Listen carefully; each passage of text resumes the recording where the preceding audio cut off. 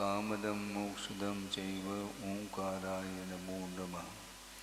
अविरल शब्द घनौघ प्रक्षालित सकल भूतल कलंका मुनिविरपाशुतीर्था सरस्वतीर्तनोद्धरितम् अज्ञानतिमिरान्धानां ज्ञानाञ्जनशलाकया चक्षुरुन्मीलितं येन तस्मै श्रीगुरुवे नमः।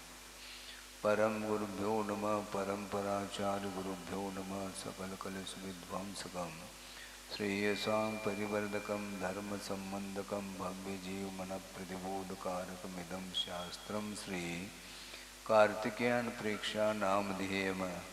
अस्य मूलग्रन्थकर्तार श्री सर्वज्ञदेवाः तदुत्तरग्रन्थकर्तार श्री गणधरदेवाः प्रतिगणधरदेवाः येषां वचोनुसार मासाद्य श्रीमद् आचार्य प्रवर श्री कार्तिकेय देवैर्विरचितं मंगलम भगवान वीरो मंगलम गौतमो वने मंगलम कुंदकुंदाद्यो जैन धर्मोस्तु मंगलम सर्वमंगलमांगल्यम सर्वकल्याणकारकं प्रधानं सर्वधर्माणां जैनं जयतु शासनम्।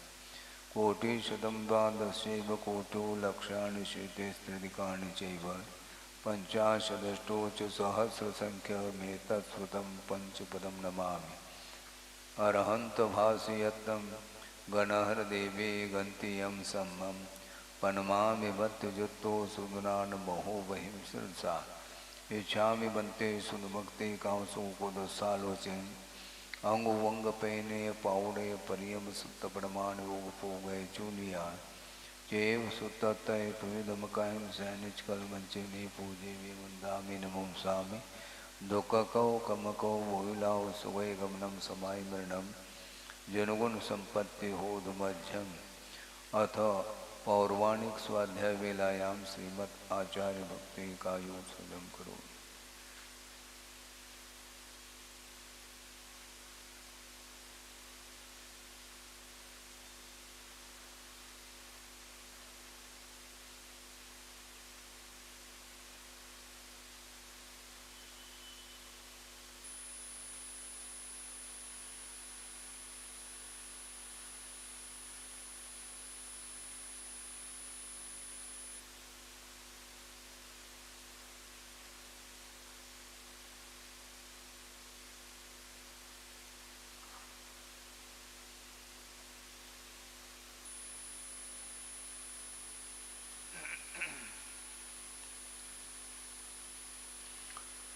श्रुतजलनिपारगेभ्यः स्वपरमत विभावना पटुमतिभ्यः सुचरितपूर्णदेभ्यो नमो गुरुभ्यो गुरुगुरुभ्यः।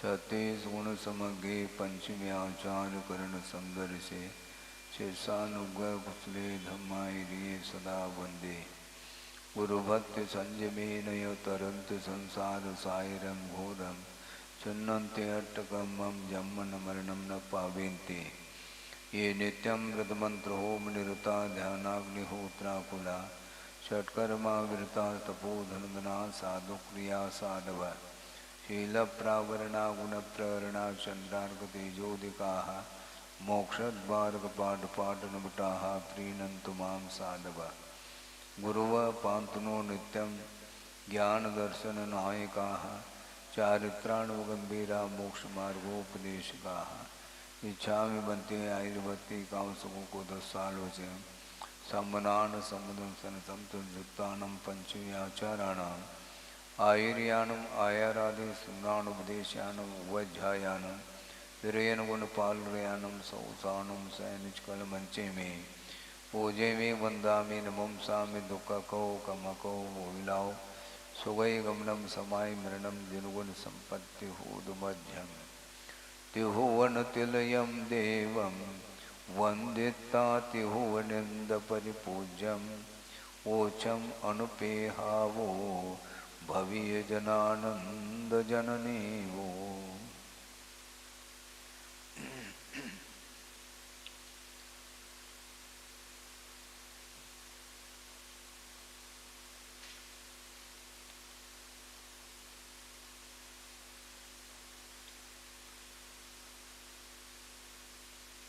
यथार्थ श्रद्धान के बिना वस्तु का स्वरूप ग्रहित नहीं हो पाता है। पदार्थ ज्ञान का विषय बनता है, किंतु जैसा पदार्थ का स्वरूप है, वस्तु का स्वरूप है, वह ज्ञान का विषय नहीं बन पाता। किसके अभाव में? श्रद्धान के अभाव में। श्रद्धान के अभाव में ज्ञान काम नहीं करता ऐसा नहीं, किंतु ज्ञान के माध्यम से पदार्थ की जानकारी तो होती है, किंतु जैसा वस्तु का स्वरूप है उस रूप में जानकारी प्राप्त नहीं हो पाती। इसलिए सम्यक दर्शन की बड़ी आवश्यकता है। सम्यक दर्शन के अभाव में भी ज्ञान रहता है, क्योंकि गुण का कभी भी अभाव नहीं हो सकता, किंतु वह ज्ञान सम्यक ज्ञान नहीं होने के कारण उसके माध्यम से पदार्थ का बोध तो हो रहा है, किंतु यथार्थ बोध नहीं हो पाता। तो यथार्थ बोध का अर्थ क्या है? येन रूपेण पदार्था अवस्थिताः तेन रूपेण अवगमनम सम्यक ज्ञानम। जो पदार्थ जिस रूप में हैं उनको उसी रूप में जानना यह सम्यक ज्ञान माना जाता है। सम्यक ज्ञान होने के बाद भी श्रद्धा में विपरीतता तो नहीं आती है। यथार्थ वस्तु का स्वरूप सामने आ रहा है श्रद्धान के अपेक्षा से, इसके उपरांत भी मोह बना रहता है। असंयम की भूमिका में वह ज्ञान यथार्थ ज्ञान होते हुए भी चारित्र होने के उदय से वह पुनः उस वस्तु को ग्रहण करने का भाव रखता है। यथार्थ स्वरूप का अर्थ हम और खुलासा करना चाहते हैं। जिसका जैसा स्वरूप है उसको उसी रूप में आस्था का विषय बनाना सम्यक दर्शन है। आपको थोड़ा सा विस्मय जैसा लग सकता है, विकल्प हो सकते हैं, लेकिन उस विषय को हम रखना चाहते हैं आगम के माध्यम से, क्योंकि आचार्यों ने सम्यक दर्शन, सम्यक ज्ञान और सम्यक चरित्र को धर्म की संज्ञा दी है। क्या दी है? धर्म की संज्ञा दी है, क्योंकि सदृष्ट ज्ञान वृत्तानि धर्मम धर्मेश्वरा विदु, ऐसा कहा। सम्यक दर्शन, सम्यक ज्ञान, सम्यक चरित्र ये धर्मात्मक है, इनकी धर्म की संज्ञा है। इससे स्पष्ट है सच्चे देव गुरु शास्त्र के प्रति श्रद्धान करने से सम्यक की उत्पत्ति होती है। लेकिन थोड़ा सा आपको विषय देना चाहता हूँ।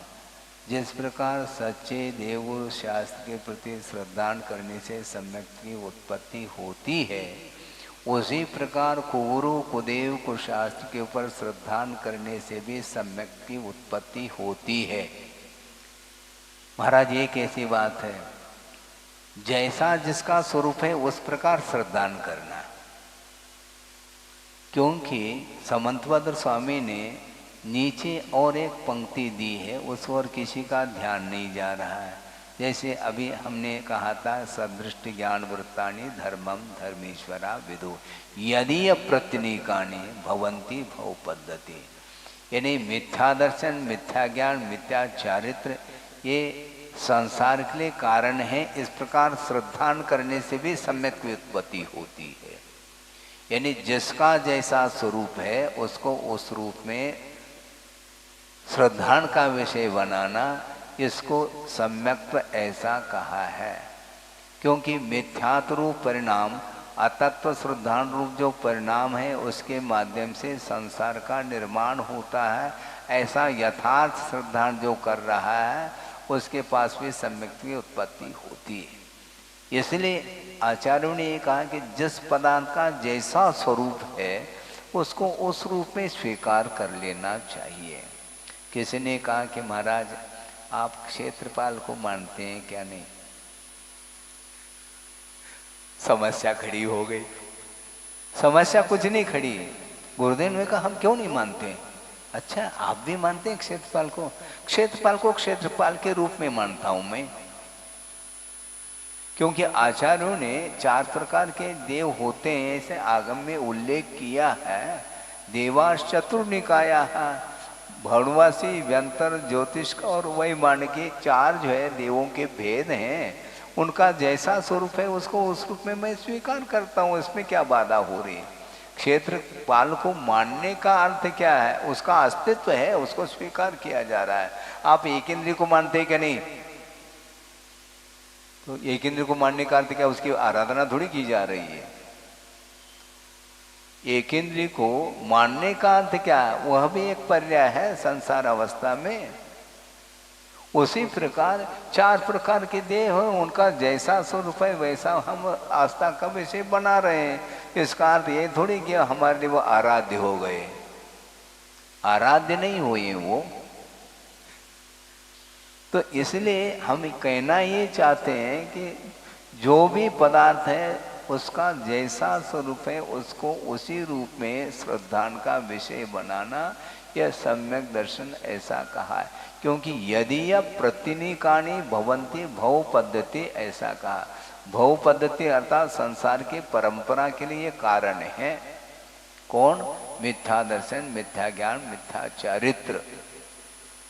इसलिए मिथ्या दर्शन, मिथ्या ज्ञान, मिथ्या चारित्र जिसके पास रहता है वह कुगुरु कुदेव कुशास्त्र की आराधना करता है, इसलिए वह संसार का कारण है। इस प्रकार आप यदि श्रद्धान करते हैं तो सम्यक दर्शन की उत्पत्ति होने में कोई भी बाधा नहीं है। सच्चे देवगुरु शास्त्र के ऊपर श्रद्धान करो अथवा कुगुरु कुदेव कुशास्त्र के ऊपर श्रद्धान करो, बात एक ही है। क्योंकि जिसका जैसा स्वरूप है उसको उस रूप में स्वीकार करना है। जहर को जहर के रूप में देखना है, अमृत को अमृत के रूप में देखना है, ग्रहण थोड़ी करना है हमें। जहर को जहर के रूप में श्रद्धा निधि नहीं करोगे तो आप उससे बच नहीं पाओगे। क्योंकि इसी को भेद ज्ञान बोलते हैं। अमृत और जहर का जो अंतर है वह आपको ज्ञात है। इसलिए जहर को जहर के रूप में और अमृत को अमृत के रूप में स्वीकार करो। स्वीकार करो तो अर्थात आस्था का विनय विषय बनाओ।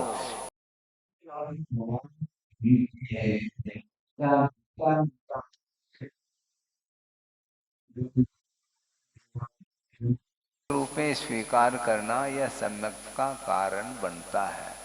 वस्तुतः देखा जाए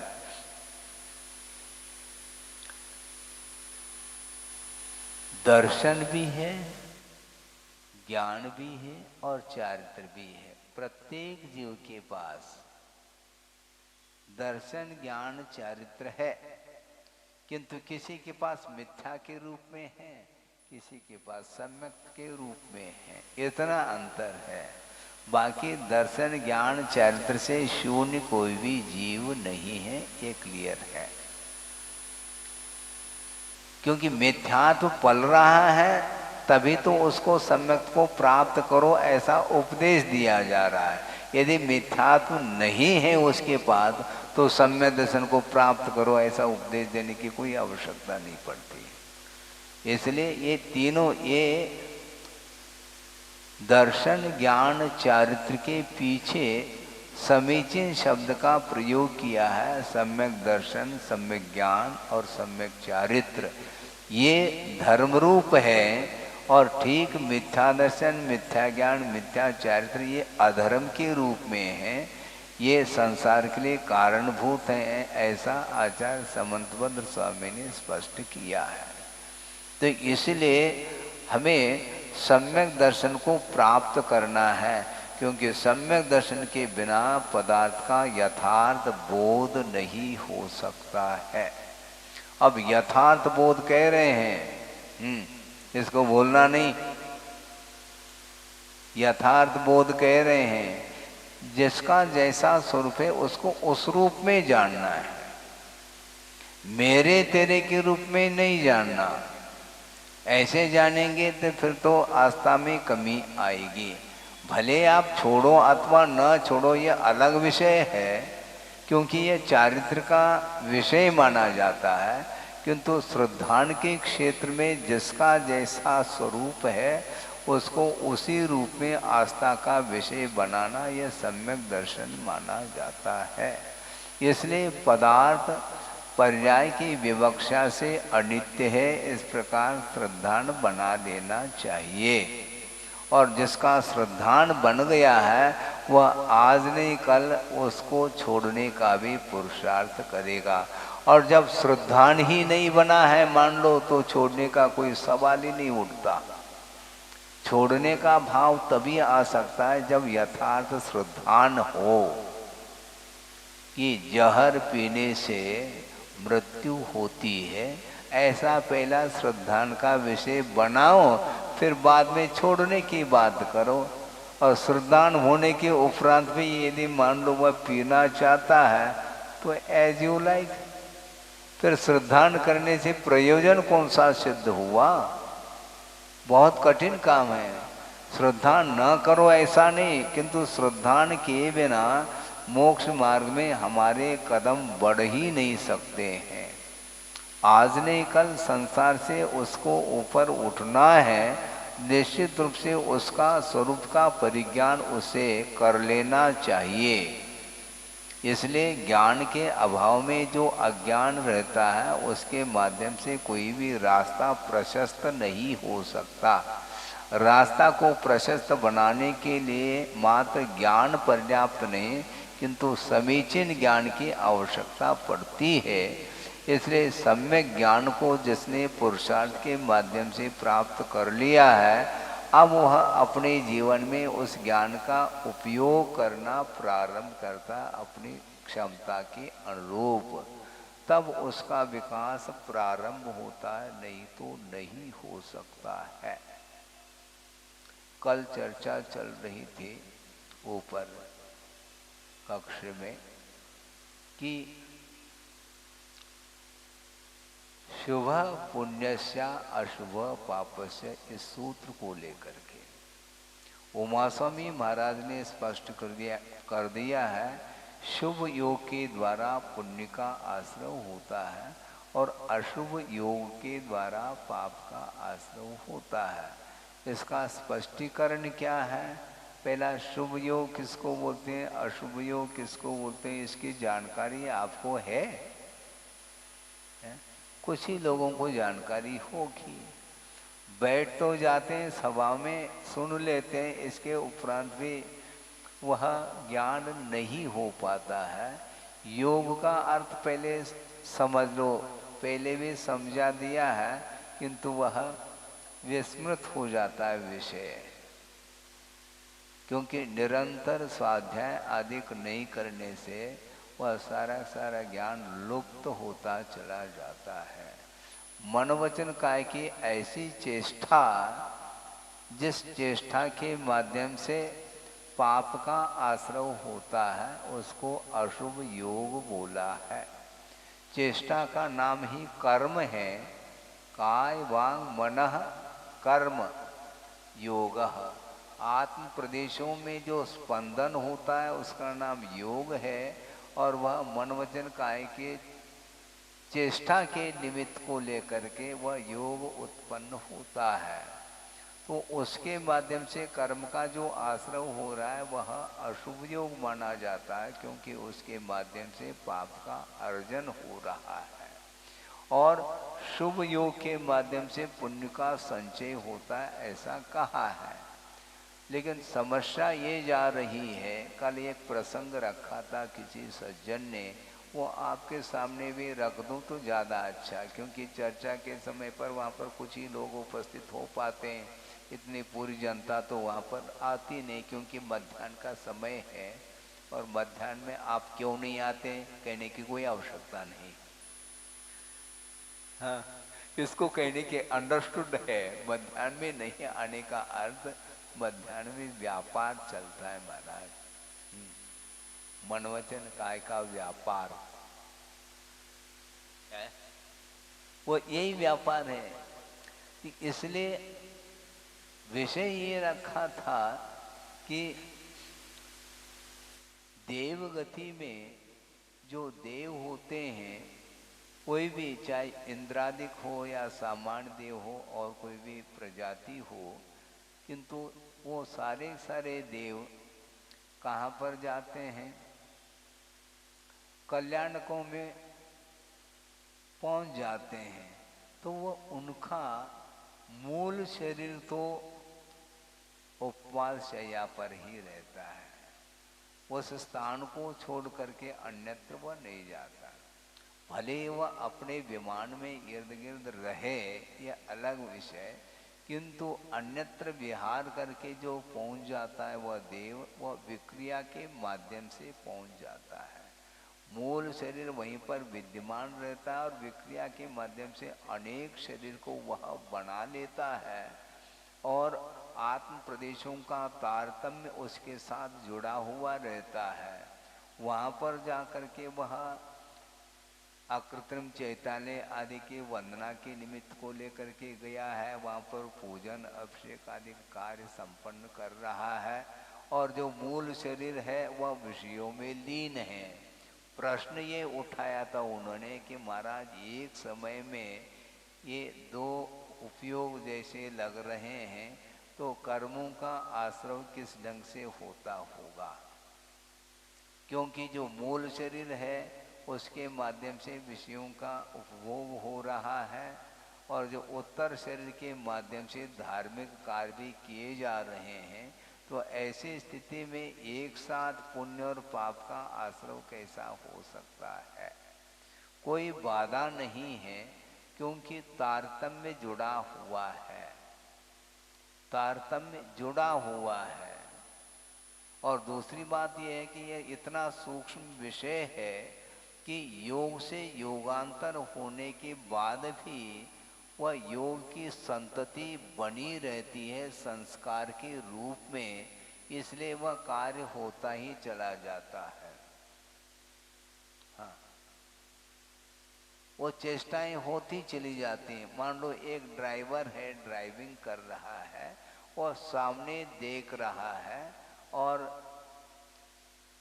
ब्रेक के ऊपर पैर भी रखा है और धीरे धीरे उसको रिवर्स भी ले रहा है। मान लो सामने देख रहा है और रिवर्स भी ले रहा है, दोनों कार कैसे हो रहे हैं आपके?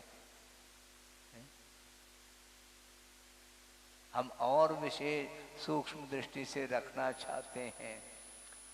आप भोजन करते हैं क्या? नहीं? हाँ करते हैं महाराज। अब मुख में जो ग्रास है उसमें स्वाद आ रहा है, गंध भी आ रही है, स्पर्श का भी अनुभव हो रहा है। तो ये एक साथ हो रहा है क्या? लगता ऐसा एक साथ हो रहा है, किंतु वह होने में बाधा नहीं, बहुत सूक्ष्म विषय है। जिस समय आपका उपयोग गंध की ओर है, उस समय आप स्वाद नहीं ले सकते, ये क्लियर है। और जिस समय स्वाद की ओर उपयोग है, उस समय स्पर्श का बोध नहीं होगा। बहुत सूक्ष्म है, उस ओर हमारा उपयोग जा नहीं पाता और इतना शीघ्रता से ज्ञान हो जाता है। स्वाद का भी ज्ञान हो रहा है, गंध का भी ज्ञान हो रहा है और स्पर्श का भी बोध हो रहा है।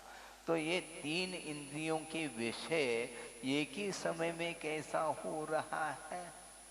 हो रहा है क्या नहीं हो रहा है? उसी प्रकार वहाँ पर वह धार्मिक क्रियाओं को भी संपन्न कर रहा है और उसी समय वो विषयों की ओर भी उसका उपयोग गया हुआ है। ये सूक्ष्म विषय है, इसलिए वह विषय पकड़ में नहीं आता, किंतु व्यंजन पर्याय इसी को बोलते हैं। एक साथ आभास होने लग जाता है, बहुत शीघ्र ज्ञान हो जाता है।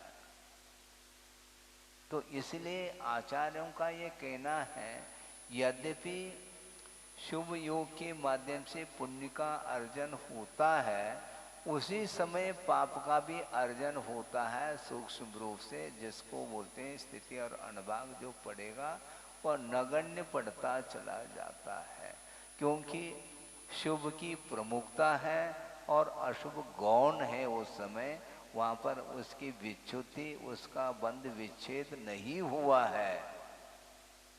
जैसे समझने के लिए बहुत अच्छा उदाहरण दे रहा हूँ सैद्धांतिक। जैसे मान लो नरक आयु यह पुण्य प्रकृति है क्या पाप है? पाप प्रकृति है ना। तो नरक आयु का बंद कर रहा है कोई यहाँ का मनुष्य मान लो, तो वह नरक आयु के साथ पंचेंद्रिय का बंद कर रहा है क्या? नहीं। तो पंचेंद्रिय पुण्य प्रकृति है क्या पाप है? बस हो गया काम।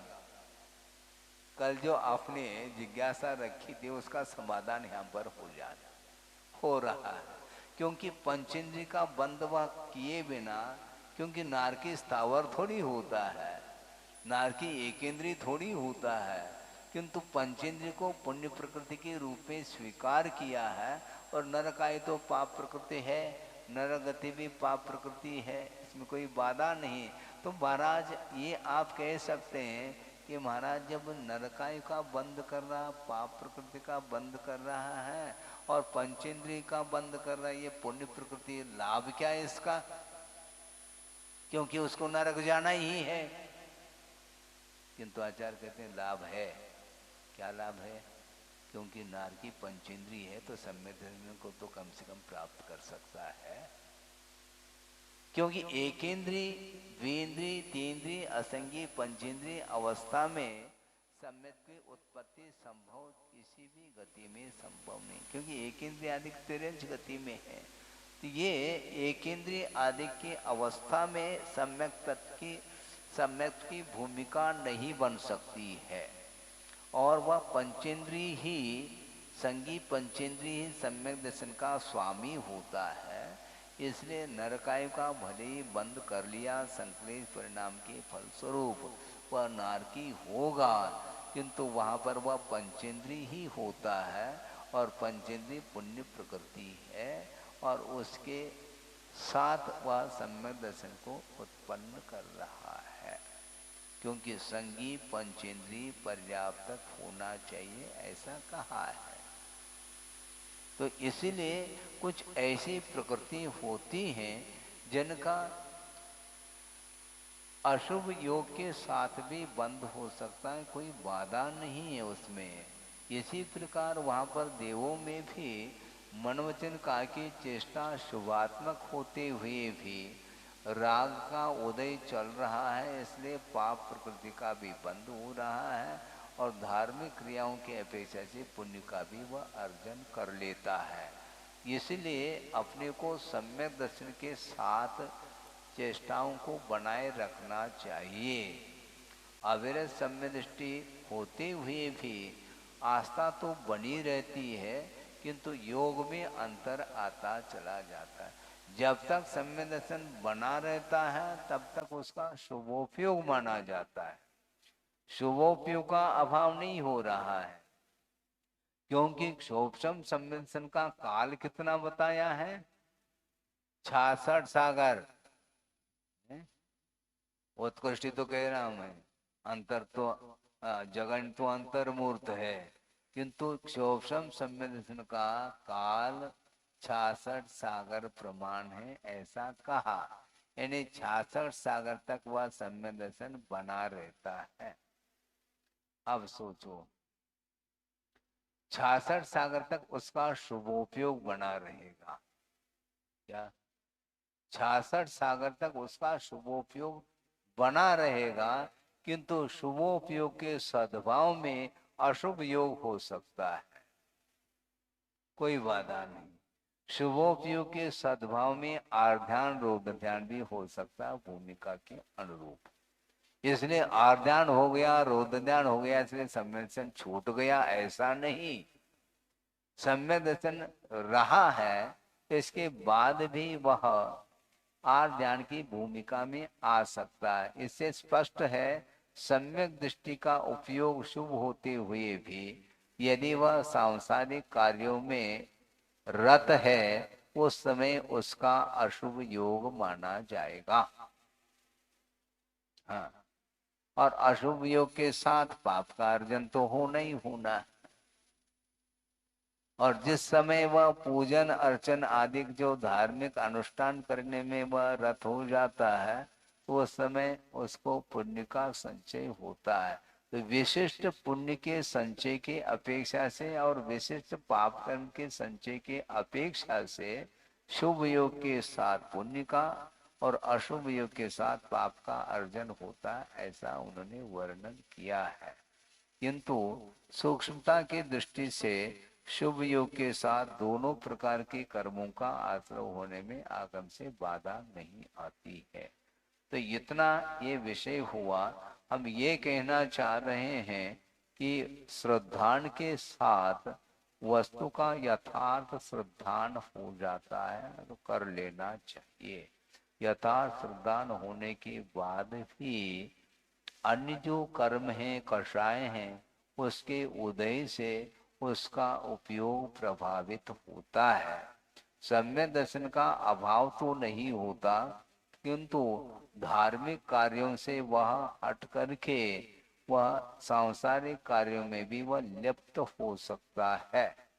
किंतु उसमें यदि मान लो आसक्ति की मात्रा अत्यधिक बढ़ रही है और मान लो क्षायिक सम्यक यदि नहीं है, तो वह क्षोभम सम्यक छूट भी सकता है। आपने पुरुषार्थ के माध्यम से उपलब्ध कर लिया और असावधानी के कारण वह सम्यक दर्शन अंतर अंतर मूर्त में छूट सकता है। इसलिए सावधान रखो। हम कैसे रहे महाराज? हा?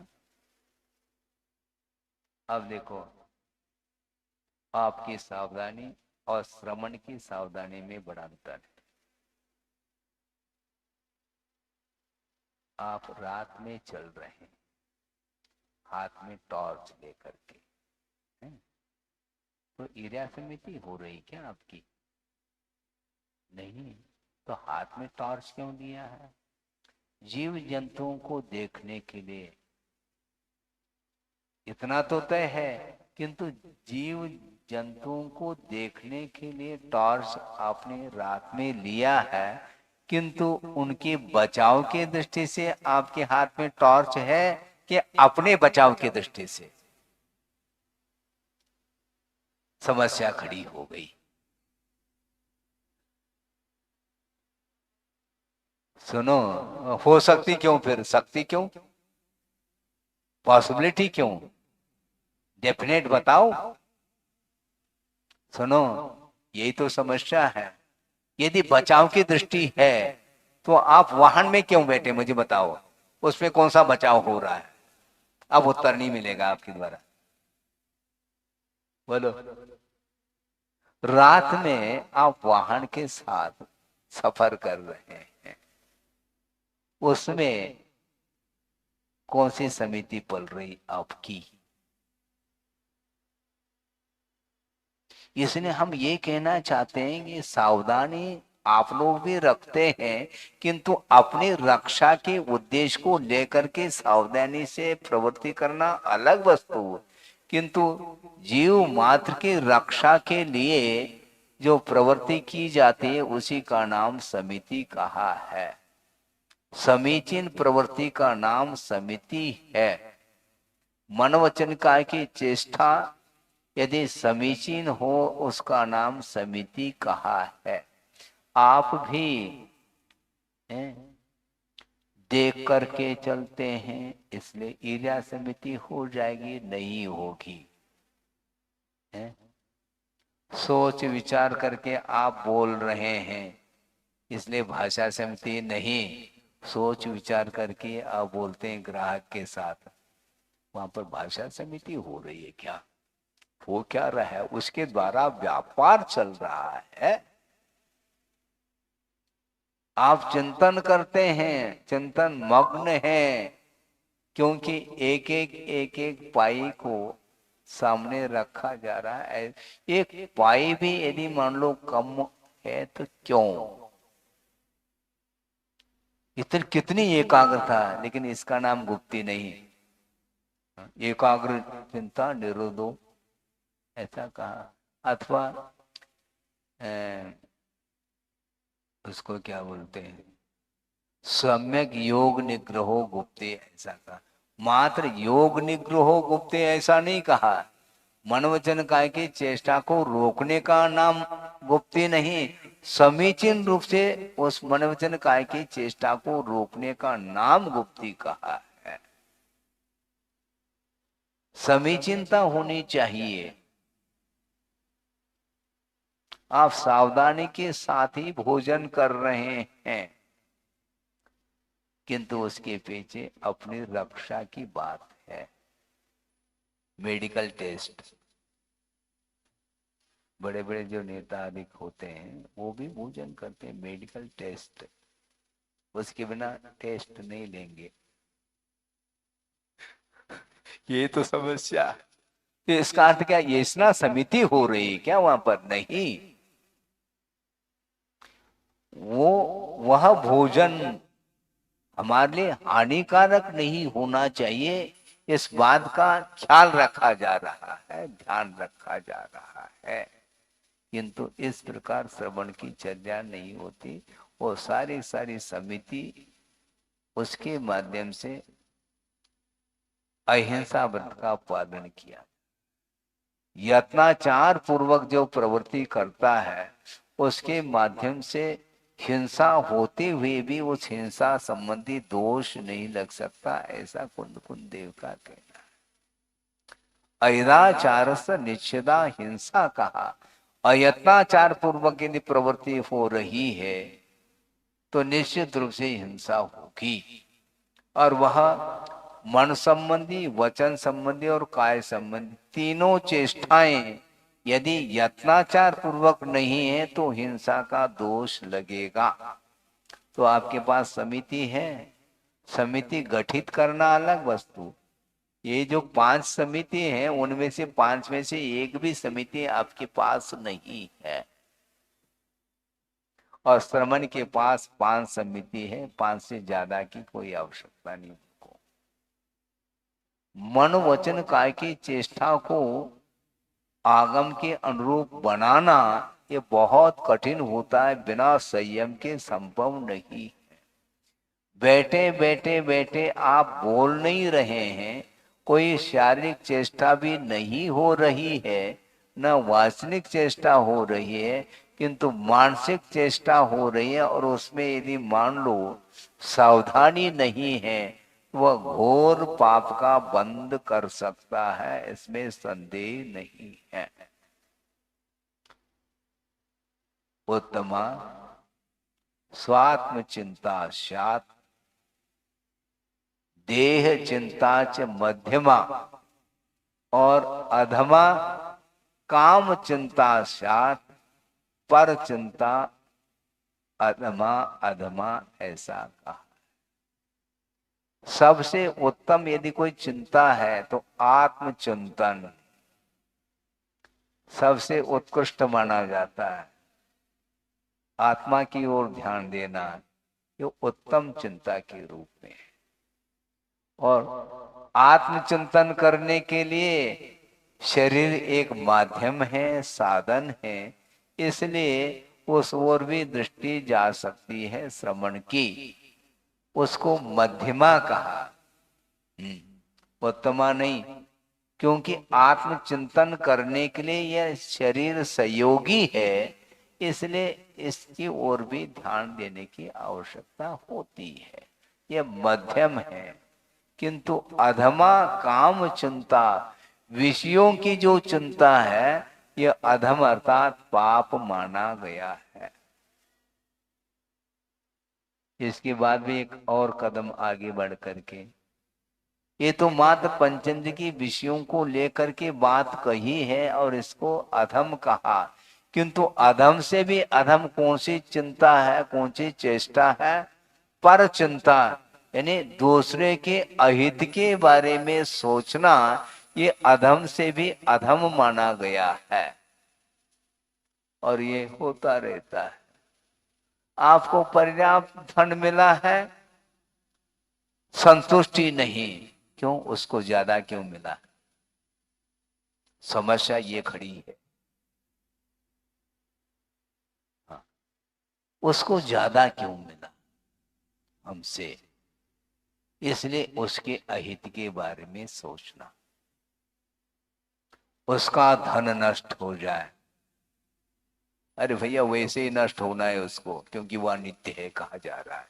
तो दूसरे का धन नष्ट हो जाए और हमारा सुरक्षित रहे, ये सब क्या है? ये अधम से भी अधम कहा है। दूसरे के अहित के बारे में विचार मन में जो आता है, ये रौद्र ध्यान माना जाता है। ये ठीक नहीं है। ये रौद्र ध्यान, इसी को अपध्यान कहा है। यह सध्यान नहीं माना जाता, यह दुर्ध्यान माना जाता है। आपके पास पुण्य के उदय में संपदा मिली है, उसमें आपको संतुष्टि नहीं, बल्कि जिसको ज्यादा मिली है उसके विनाश के बारे में सोचना, ये ठीक नहीं माना जाता। दूसरे के विनाश में तुम्हें कौन सा सुख मिल रहा है? तुम्हें जो सुख मिल रहा है, तुम्हारे पास पर्याप्त धन है, उससे सुख का अनुभव करो ना। नहीं, दूसरे का धन विनाश हो जाए तो उससे बढ़कर के कोई सुख नहीं, ऐसी उसकी संसारी प्राणी की मान्यता बनती जाती है। और ये करता रहता है, जबकि सब विनाशशील है। ये पदार्थ पर्याय की अपेक्षा से कभी वह रंक बनता है, कभी राव बनता, कभी भिखारी बनता है, कभी अमीर बनता है, बनता चला जाता है। लेकिन इसके उपरांत भी उसकी वृत्ति सुधरती नहीं है। इसलिए यथार्थ श्रद्धांत जिसके अंदर है, वह सोचता है हमें कोई ज्यादा की आवश्यकता नहीं, पुण्य के उदय में जितना मिला है उसमें हमें संतुष्टि है। महाराज संतोष कैसा प्राप्त करें? प्रश्न खड़ा हो गया। कभी प्रश्न बैठता ही नहीं, वो खड़ा ही रहता।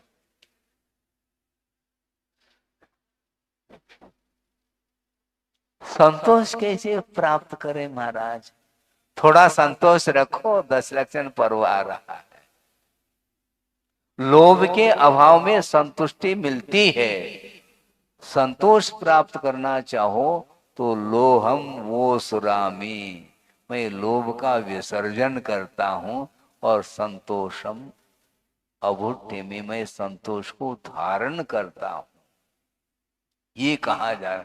ये प्रतिक्रमण पाठ में ये आता है। श्रमण लोग प्रतिक्रमण करते हैं, पाक्षिक प्रतिक्रमण में ये विषय आता है कि लोहम ओ सुराय, लोभ को मैं छोड़ता हूं। लोह का अर्थ लोह तत्व नहीं, लोह का अर्थ लोभ, लोभ को छोड़ता हूं और संतोष को धारण करता हूं, यह है। इसके बिना कभी भी सुख नहीं मिलेगा। आत्म संतुष्टि जिसके अंदर नहीं है, उसके लिए कोई उपदेश लागू नहीं हो सकता। कितना उपदेश है, कोई सीमा है कि नहीं? प्रतिदिन दिया जा रहा है।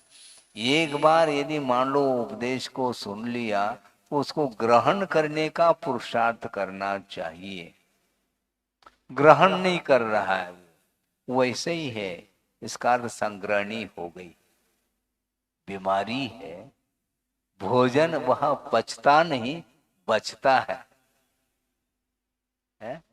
पेट में भोजन पच नहीं रहा, बच रहा है, ज्यों का त्यों निकल रहा है। इसको बोलते हैं संग्रहणी की बीमारी है। उसी प्रकार उपदेश सुन करके यदि मान लो एक कान से सुन करके निकाल दोगे, तो केवल ये संग्रहणी की बीमारी मानी जाएगी। इसलिए आप ग्रहण करने का पुरुषार्थ करो, और ग्रहण करके, ग्रहण अलग और धारण अलग है। ग्रहण का अर्थ आपने उपदेश को ग्रहण कर लिया, इसके बाद उसको धारण करना अर्थात अपने जीवन में उतारने का नाम धारण करना है। बिना धारण किए जीवन सुधर नहीं सकता। जीवन को सुधारना है तो अच्छे ढंग से सुधारना, यानी अच्छे ढंग से धारण किए बिना जीवन में सुधार नहीं आ सकता। इसीलिए बहुत कठिन है।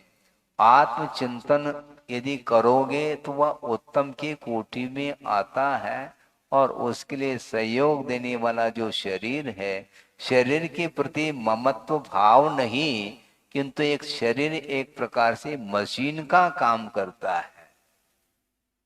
मशीन है और उसको चलाना है तो पेट्रोल की आवश्यकता है या डीजल की आवश्यकता है अथवा केरोसिन की आवश्यकता, कोई भी आवश्यकता है। ठीक, उसी प्रकार ये शरीर को चलाने के लिए पेट्रोल की आवश्यकता है। तो श्रमण लोग 10 बजे पेट्रोल पंप के पास पहुंच जाते हैं। तो और क्या लेकर के आना है, और एक बार लेकर के आएंगे बस। बिल्कुल शुद्ध पेट्रोल होना चाहिए। आहार जल शुद्ध है, प्योर, क्वालिटी की अपेक्षा नहीं, शुद्धता की अपेक्षा से कहा जा रहा है। आहार जल शुद्ध प्रासुक हो तो वह ग्रहण करेगा। प्रासुक करो ऐसा नहीं कहेगा, ये ध्यान रखो, नहीं तो अपने माथे पर आएगा वो सब। हाँ, यदि प्रासुक है और वह विश्वास दिला रहा है, 3 बार शुद्धि बोल दी उसने, मन शुद्धि, वचन शुद्धि, काय शुद्धि, आहार जल शुद्ध है महाराज, अंजलि छोड़ो, ये बार बार निवेदन करते हैं। तो हम विश्वास कर लेते हैं, जब शुद्ध है तो लेने में बाधा नहीं। तो शुद्ध आहार लेते हैं किंतु आगम के अनुरूप लेते हैं। ये पेट्रोल, क्योंकि ये मशीन है, इट इज आल्सो मशीन। ये शरीर मशीन है क्योंकि ये आत्म साधना में सहयोग प्रदान करता है। रत्नत्रय की आराधना यदि होगी तो वह शरीराश्रित होगी। शरीर के आधार से ही हम रत्नत्रय की आराधना कर सकते हैं, आत्म साधना कर सकते हैं। उस उद्देश्य को लेकर के वह प्रवृत्ति करता है, इसलिए ये यत्नाचार पूर्वक प्रवृत्ति मानी जाती है।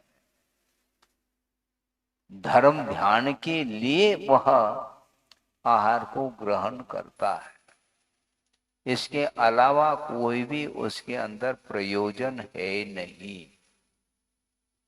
कर्म के उदय में जैसा मिलना है मिलेगा, प्रासुक भर मिल जाए तो ठीक है। फिर प्रासुक मिल गया, ये तो आगम के अनुरूप हो गया महाराज। फिर और किसके अनुरूप? मन के अनुरूप नहीं, मन के अनुरूप नहीं, आगम के अनुरूप मिलना चाहिए। मन के अनुरूप मिले तो वहीं रह जाते जहां पर मन के अनुरूप मिलता था। है? जब चाहे, जितना चाहे, जैसा चाहे, जो चाहे वह मिलता था। उसको छोड़ करके यहाँ पर मन के अनुरूप क्यों? फिर मन के अनुरूप नहीं,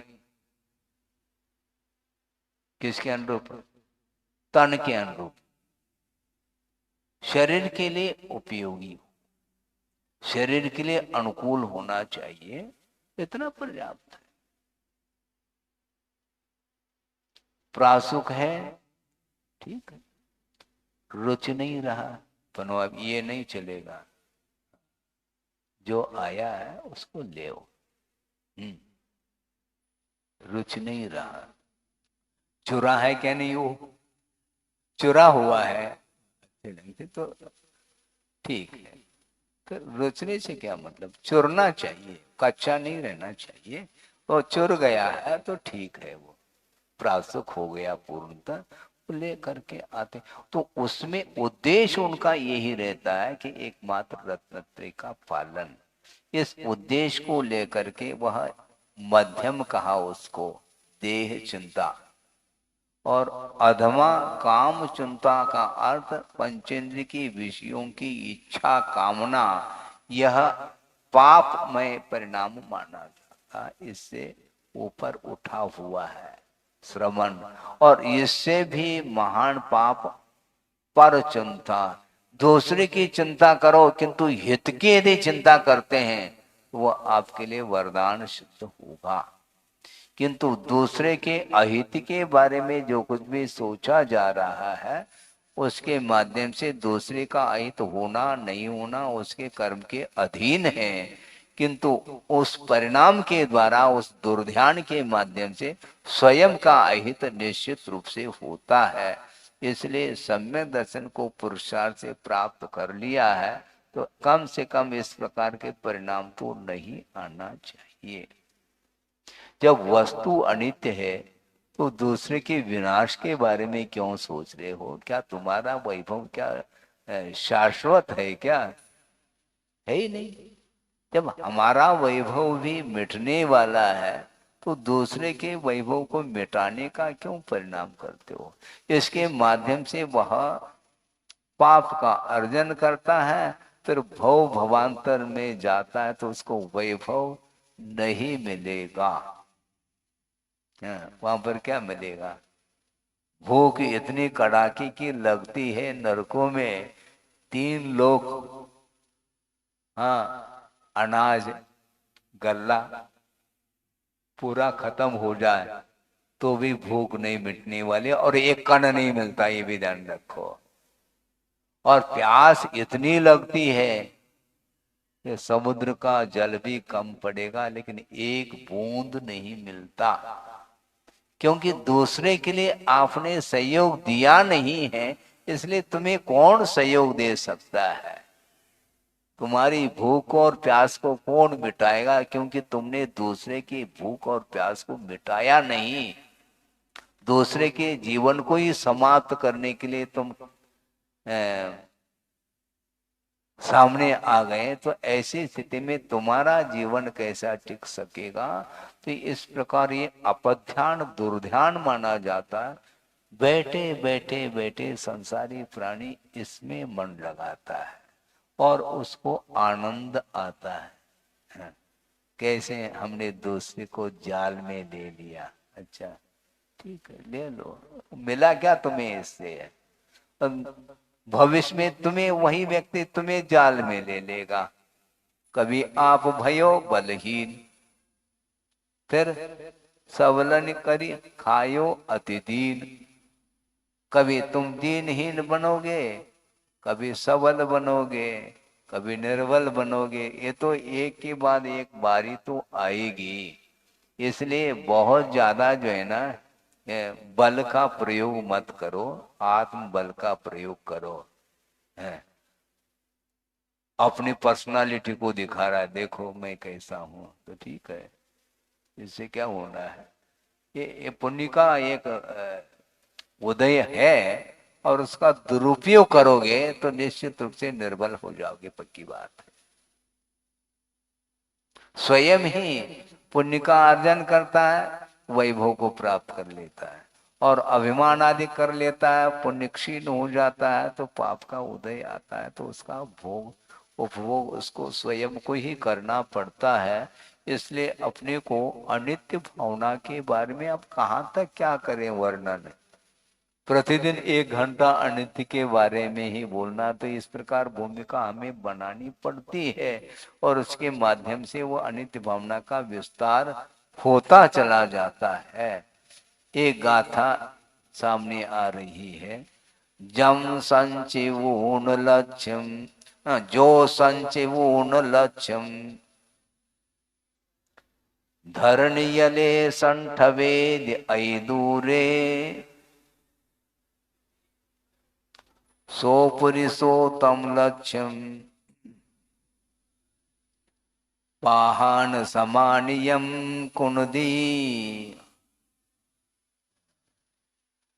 जो व्यक्ति धन का संचय करता है और करके उसको कहां पर रख रहा है? धरणी तले, हाँ, पृथ्वी के नीचे अई दूरे बहुत सुदूर उसको स्थापित करता है। शिलान्यास कर रहा है वो। कोई ले न ले, अति दूर वह धरणी तल में, पृथ्वी में उसको गाड़ रहा है। सो पुरुषोत्तम लक्ष्यम, वह व्यक्ति उस धन को क्या बना रहा है? पाषाण समानियम कुनदी, वह पाषाण के समान बना रहा है उस धन को। उसका क्या मूल्य है? अति दूर उसको रख दिया, उसका उपयोग न स्वयं के लिए आ रहा है न दूसरे के लिए आ रहा है। और धन संचय करने में जो पाप का अर्जन किया है वही मात्र साथ जाने वाला है। उसका अवसान हो जाएगा तो यदि परिवार के लोग हैं तो उसके स्वामी बनेंगे, और मान लो परिवार नहीं है तो वह गवर्नमेंट प्रॉपर्टी जब्त हो जाएगी। गवर्नमेंट की निधि है, अपने पास निधि थी किंतु वह गवर्नमेंट की हो गई, क्योंकि उसका उपयोग न स्वयं के लिए किया न दूसरे के लिए किया। ये इसको बोलते हैं आसक्ति। एक ही मेंबर है और अरब अरब लेकर के क्या करोगे? अरब कंट्री गया और अरब रुपए एकत्रित करके ले आया वो। अब क्या कर लोगे? अकेले वन मेंबर, एक ही मेंबर है, और फिर भी वो सुरक्षा का भाव रखता है। इसको बोलते हैं मूर्छा। ये अनित्यता का बोध नहीं होने के कारण उसकी मूर्छा बढ़ती चली जाती है। अविरत सम्यदृष्टि होने की उपरांत भी मूर्छा बढ़ती है, और अत्यधिक मात्रा में यदि आसक्ति बढ़ती है तो सम्यक दर्शन वह छूट भी सकता है। कई बार यह विचार मन में आता है कि यह अंतर अंतर मूर्त में सम्यक दर्शन छूट क्यों रहा है? प्राप्त होता है सच्चे देवगुरु शास्त्र के ऊपर श्रद्धा करने से, और मिट जो रहा है वह किसके कारण मिट रहा है? मोह के कारण।